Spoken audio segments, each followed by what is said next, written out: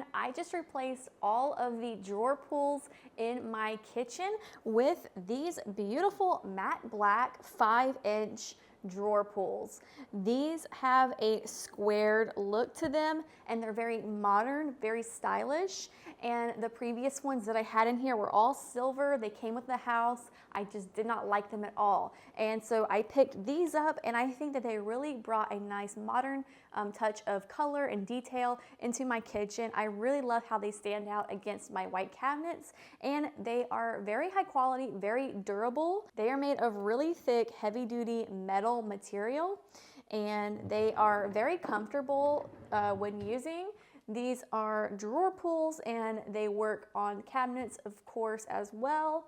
And yes, they are very sturdy, very high quality, and they were so easy to install. They come with the screws as well. So all you have to do is take off your old drawer pull and then install the new one with the screw on each side.